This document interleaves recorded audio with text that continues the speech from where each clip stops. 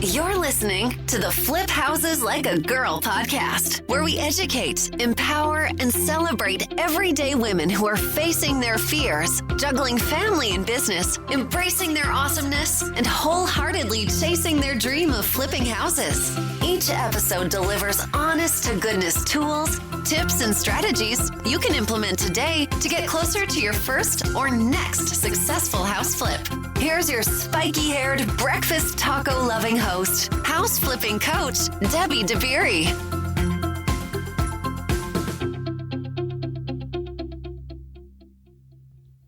Hey there. Thanks for hanging out with us today. So it's been a minute since I've released an episode. It's been a few weeks. Why? Because I've been traveling. I ran away. I fled the heat in Austin and went to Santa Fe for a couple weeks. And that was beautiful. Such great weather. And then I went to Alabama and Tennessee, and neither of those places did I avoid heat. But it was summer vacation and we made memories, hung out with the kid a ton, and it's time to get back to school, right? So all of those things that you wanted to accomplish this summer and you didn't get around to, let it go, all right? Did you create some awesome memories? Did you spend some time with friends and family? Perfect. That's the point, right? That's what we're chasing, is that connection. It's already here. So just like I told my Flip sisters recently in an email, don't shoot on yourself. If you didn't accomplish all the things, if you didn't take all the actions that you wanted to take, oh well, let it go and move on. All right? Give yourself some grace. We are human after all. So that said, let's have a conversation with Jenny, one of our Flip sisters who is in Fort Collins, Colorado. And she recently completed her first flip to rent in a different state. So she managed it from Colorado and she bought a property in North Carolina. So we're going to dig into the things she learned and the interesting experience she had with a tenant that she inherited. This was a first for me, so you definitely want to hear it. And then a weird situation with an alarm company. It was such a frustrating thing that happened, and some other stuff. So let's go. Let's get into this conversation with Jenny. Let's start with the usual way with a little introduction. First name, where you are, a little bit of your background, like what do you do in the world? Okay. I am Jenny. I live in Fort Collins, Colorado, which is about an hour and a half due north of Denver.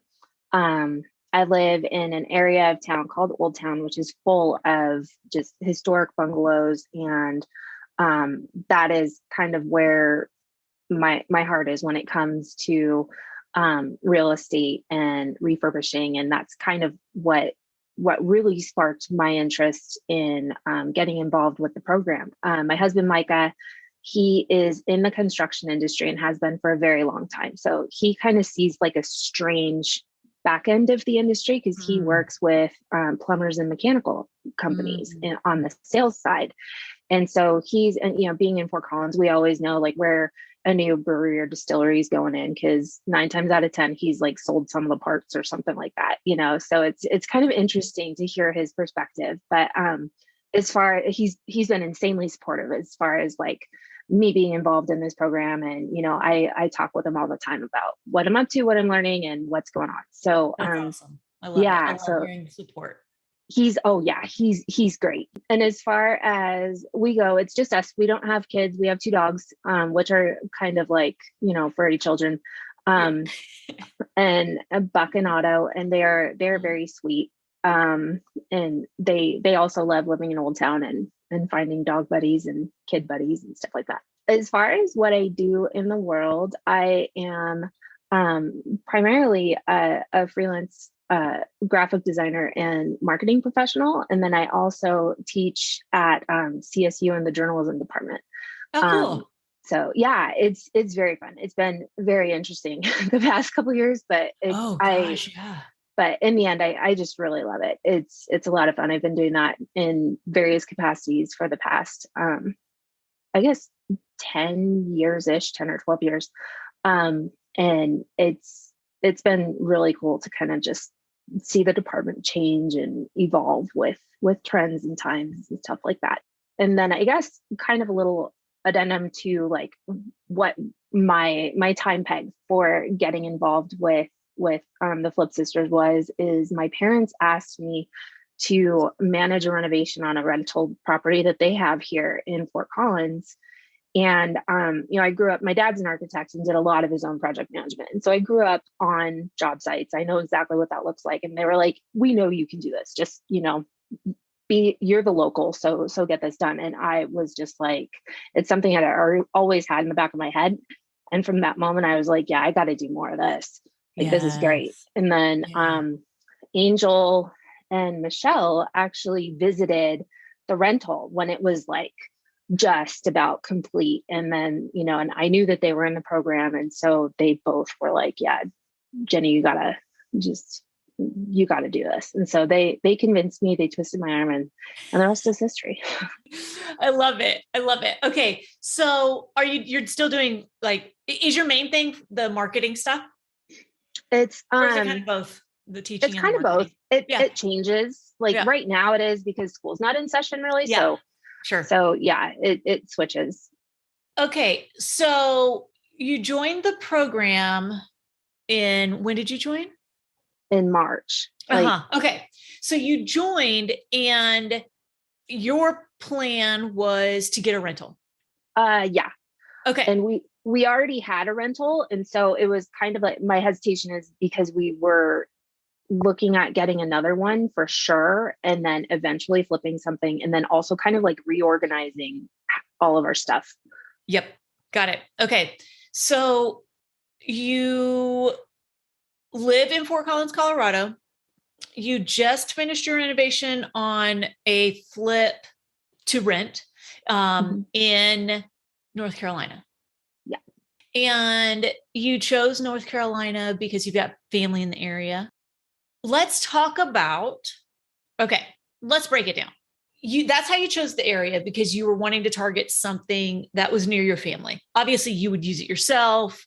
Or is it a long-term, I should ask, is it a long-term rental or is it a short-term rental, or what are you using with that? It's right now long-term. Okay. When you bought it, was the property vacant or did you inherit a tenant? I inherited a tenant. Okay. And that's kind of came with its own baggage. Yeah. How did you buy the property? How did you finance it? Did you just get a traditional conventional loan? So what we did was the market out there was getting really, really heating up as we were starting to make offers. And we submitted 4 or 5 offers that were we weren't even close. Yeah. And so when it got to the point where we submitted an offer that lost to a cash offer that was the same amount, we were like, all right, forget this. Let's HELOC. Let's do something so we have enough cash on hand. And so we did that. And that's how that gave us the edge on this property. Okay. So you got a HELOC on your primary. Yeah. We're able to pull out a bunch of equity and then you were then a cash buyer. Yeah, exactly. Okay. What month did you close on the property? We closed in May. Okay. Toward the end of May. Okay. So, all right. So you paid cash and it's a condo, right? Or like a townhouse? It's kind of a townhouse style 2-story. Yeah. That's what made me think it was more townhousey. Okay. So when you bought it, were you planning on, there was a tenant in place. Were you planning on doing renovations, or what was your plan? So originally our plan was to keep the tenant in place. He was at the beginning, he was kind of touchy as far as like letting people in, like really Yeah. resistant to the idea that the condo was going to sell. Yeah. But then our realtor, who's amazing, talked with him and explained, like, this is what they're doing. This is an investment property, and they have no desire to kick you out. They will raise the rent, but explained all those things. And we were willing to leave him in there for a year, was our initial thought, and then after a year, go in and shine everything up. About 4 days into the due diligence period, the tenant got arrested, which kind of changed the trajectory of that whole line of thought and led to a whole bunch of other chaos. Okay, so you buy a property with a tenant, you're inheriting that lease. You're inheriting the tenant. When was their lease expiration? So funny thing is, they were month to month / we learned later didn't really have a lease or a deposit or any of those good things. Oh, super. Okay, cool. Yeah. Cool. All right. So 4 days into your due diligence, your soon to be tenant is arrested. Yeah. And then what happens? So our primary immediate concern was that the day that he was arrested is the day before my realtor and the general contractor were supposed to go through and put together a list for renovations. And the tenant was the only person, in air quotes, with a key to the condo. And so that couldn't really happen because his key was with his personal effects in county lockup. So he canceled the appointment for the next day and instead set a call with the selling agent and the seller.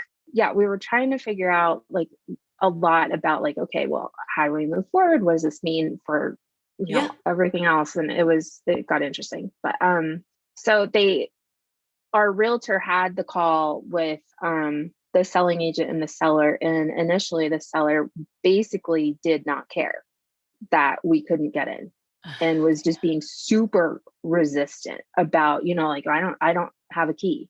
I can't let you guys in. And she was being really kind of not party to the cause at all. And what it boiled down to was finally our realtor kind of dropped the hammer and said, you are in breach of contract right now and they need to get in. So you need to extend the due diligence period. Yeah. And so after that conversation wrapped, about less than an hour after that, I got the amendment to the contract extending due diligence for a week. And then a key materialized magically the next day out of thin air.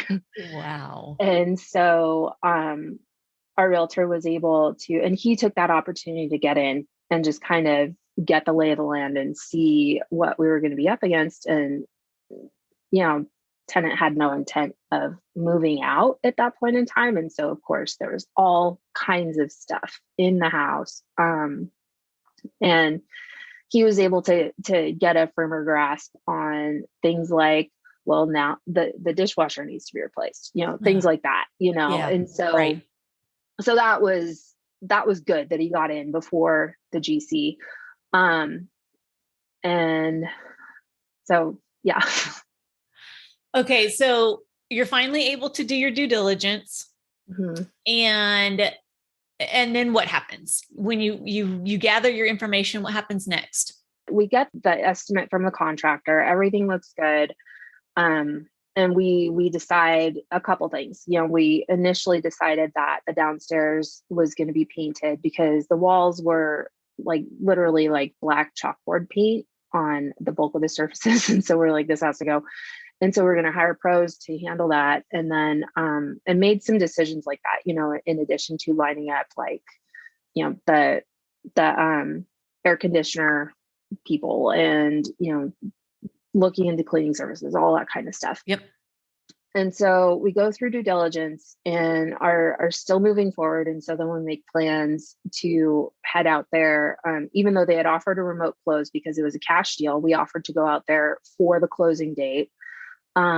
and, stayed with Micah's parents for the weekend. And then all four of us drove over to Wilmington on the closing date to, just be there and check out the property. And the arrangement was that that was a Tuesday. And so the deal was that we were going to go there Tuesday, and then Micah had a flight out Wednesday at noon.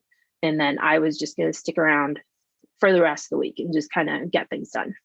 And in the meantime, we had been in touch with the tenant's sister, who had been kind of the family member put in charge of handling all of his details while he was in county lockup. And so our understanding was the weekend before we were to get into Wilmington, she was going to move everything out of the house, or at least most things. Like, she was going to work to that end. Okay. So the deal was he was moving out. Yes. Yeah. Okay. We were moving him out actively because. Got it. Okay. There's no lease, not even a month. Like, there's nothing. So, yep, he's going to be removed. Okay. So she is there, or supposed to be moving out his items. Yeah. And so we get into the house on Tuesday and realize that none of that had happened at all. Like, he still has clothes everywhere. Like, they even told us, like, oh yeah, well, all the TVs have been pulled off the walls. That was false. That just nothing had been done. Nothing. Like, you wouldn't know. Like, it's weird. Why? Right. Why even lie about that? Like, weird. It was so bizarre. And so we spent our first handful of hours in the house literally just pulling everything downstairs into the front room, just to make it easier for whoever showed up to get it done. Because now they were like, well, it's going to be this coming weekend. And I was like, okay, that's not going to work because I leave Saturday. Yeah. And so as we're doing this negotiation, finally I told my realtor, I was like, just tell them that work starts tomorrow. And so we need to have everything out. Yeah. And so, that day that was what that day was. And then we also met with the property manager that afternoon, who was still like really encouraged by, the state of the condo, the location, everything like that. And so we felt good about that. And then that next day, to her credit, the sister rallied like the entire family to come and help move things out. And so we Michael left, and I just kind of dealt with family and like helped out and stuff like that, and separated things into like the pile that got junk was going to pick up versus the pile of things that were going with them and all that kind of stuff. And the GC met me over there that afternoon so we could lay harder eyes on it. And I informed them, okay, now your painters have a bigger job because now that I've seen it, let's paint the whole thing.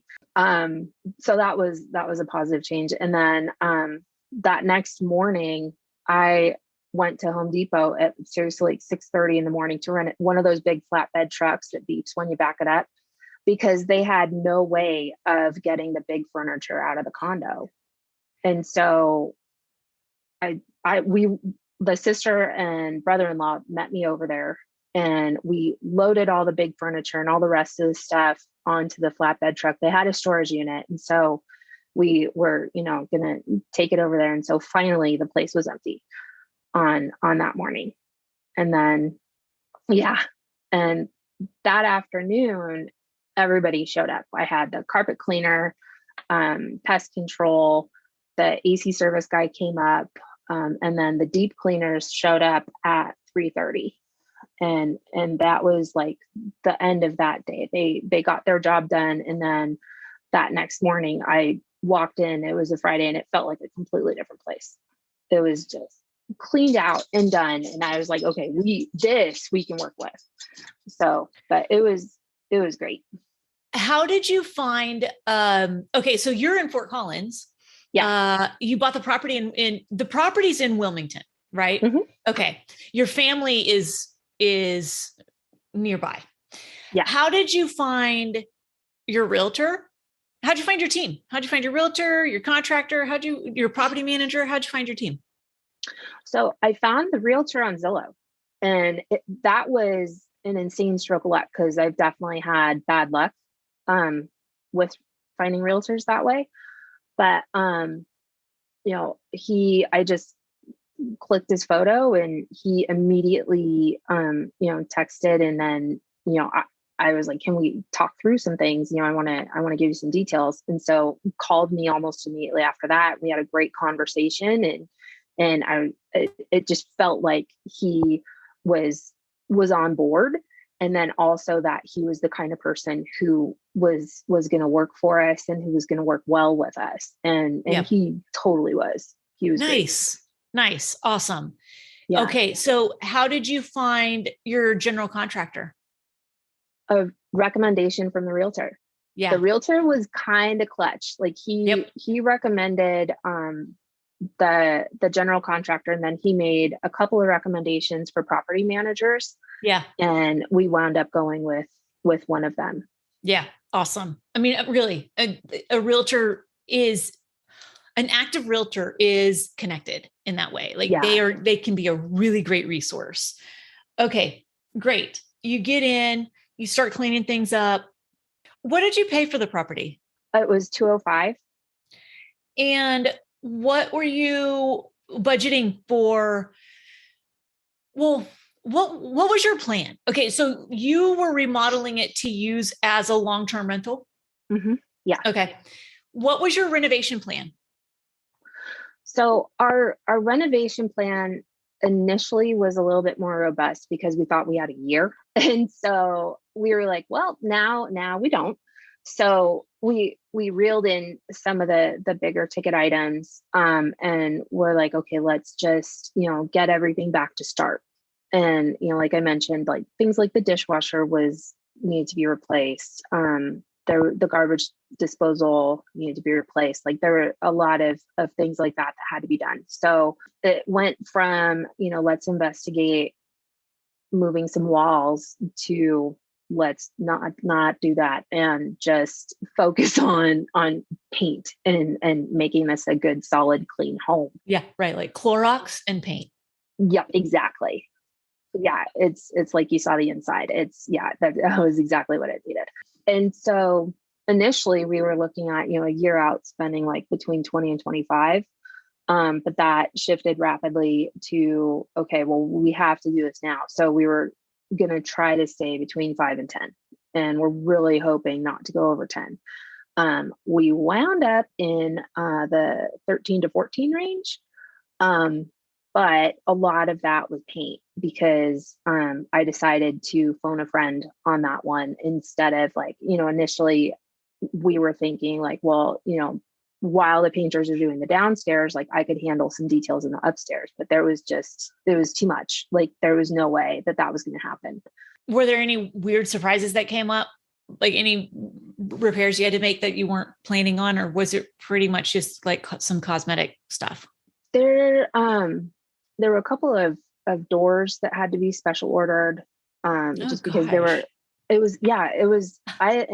didn't, I was like, oh, I'll just go to Home Depot and buy a door, but they were really narrow. They were 20 inches. And so it's one of those sizes where it just did not, and I didn't even think about it before we headed out there, but the GC ordered one and got it before photos were shot. So that was fine. ADT, the alarm system. Yeah. So I asked probably once a week if they had figured out the code to the alarm system yet. And the answer was always no. And so when we got in there, there was no code. And so my realtor said, well, I have a contact at ADT, let's get you hooked up. And so we got connected with ADT and set an install date. And I was back in Colorado by the time this happened, but so he called, let me know he was in the house. And he had just accidentally tripped the alarm system. And I was like, well, we did that literally 3 times while we were there. So he, after doing that, he started the process of reprogramming, and he called me 45 minutes later and was like, so all these people who don't have the code, one of them is actively interacting with the app. And I was like, okay, what does that mean? Because they didn't stop anything. He was like, right, but they can see your system. So, and this is like well after, like, I'm home, we clearly own the condo. And so he said, well, there's some steps that they have to go through in order to pass things over to you. And so he gave me this whole instruction list of steps to go through, which I texted to the sister, and I was like, can you please reach out to whoever this could be and get them to go through these steps. And then he called me. Gosh. Luckily, before I had to call him back, he called me and said, I just ran this by my supervisor, and the supervisor was like, do not pass go, just replace the panel wholesale. So right, that, like, what are we doing? Why are we, right. Why is this so archaic that we have to involve, like, that's just bizarre to me. It's so strange. And and the whole alarm system was like, that was kind of drama from the jump. That's just lunacy. It was absolutely mind-boggling. And it was strange. And then after this whole drama with the key, like, we couldn't get the key, and the key's in county lockup with the tenant and all this kind of stuff. Like, after that, I swear there was one moment where the realtor called me again to tell me again that someone else came forward with not only a key, but then another mailbox key. And I was like, and this is when, like, oh my gosh, my husband and I were literally walking on the beach with his parents, and I just like sat down. It's like, what is this? What is happening? When you posted in the group like that it was done, and you were like, oh my gosh, this project, like this property, what was that? What was that about? Was it, what was happening there? So a lot of it was like, thank God this is finished, and I got it done. I mean, I was definitely coming from a good place. Like, it was like, we achieved this after everything that the property and the people threw at us. The GC only had to extend their deadline by 3 days. And that was literally, like, on our side, that was the only thing that went wrong. And I feel like everything else, well, and the budget increase, but we were like, this is part of our long-term plan. We can do this, And so that was a lot of relief, and honestly, like, kind of pride. Like, I was proud of myself that, we pushed through, got it done, and, found this epic team of people that were on our side and helped us get it done and get the ball across the finish line and hand it over to the property manager. So you managed this mostly from a distance, right? You were home. Okay. And your GC did what they said they would do when they said they would do it. Mm-hmm. Okay. And your realtor was there helping out. So how long did it take for you to get it all cleaned up and ready to go? I'm looking at my notes. I made notes about this because I knew that question was going to come. So the GC got in there May 2nd, 3rd-ish. And then our agreement, June 2nd, 3rd-ish. And then our agreement was that they would have all the work finished by June 17, which was kind of twofold. Like, the property managers really wanted to get in the middle of June and be able to market it and take photos and all those good things. And then also the GC was going out of town that weekend. And so it was kind of a good time peg for everything. we had to, the doors that we had to Oh order, yeah. they weren't delivered until the Monday after. Hmm. And so they still had to do that. And then the plumber was not really available. So he still had a little bit of work to do over that weekend. But Okay. everything was finished by June 22nd. Awesome. Oh, okay. So it's ready to go. You hand it over to the property manager. And do you have a tenant already? No, but they have a few bites. Nice. Okay. So And let me ask you this, since all the rage is like, doing a furnished rental, whether it's short-term or midterm, what made you decide to do a long-term rental? And the fact that you have family in the area, yeah. thinking you could use it, right? When you go visit or whatever. What was the reasoning behind doing a long-term rental? I looked around at the other units in the same complex, and it's absolutely full of long-term rentals. And so we kind of saw that that's a successful model there. Yep. And so it didn't really scare us to get into that business. Um, and as far as like having family in the area and wanting to use it, sometime in the future, we're definitely, and like I said, initially we were going to just kind of put it to the side for a year. Yeah. And so our hope now is that we can keep it as a long-term rental for 3 or 4 years and just kind of get that going, pay it down, get it making a little bit of cash, Mm-hmm. and then convert it to probably midterm Yeah. rental. Cool. And hopefully at some point in time get to the point where we have like a month or two during the summer that it's just open. Yes. Yeah. What kinds of rents are you looking at there? What do you think you can get? When we initially looked at this, we were thinking 13 to 1500 a month. Uh-huh. Our property manager's listing it for 1650. Nice. Is it a 2 bedroom or what's the makeup? Bedroom, bath? 2 bedroom, 2 bath. Cool. And there are 2 full baths. One's upstairs, one's downstairs. Nice. Nice. Is that how the bedrooms are too? Both are up, and the bathroom is kind of between the two in a Oh yeah. hallway. Cool. What's the square footage? It's between 11 and 12. Nice. It's not huge, but it's a good workable layout, and it's a good Totally. size. Yeah. I mean, 2 bedrooms, 2 full baths. That's awesome.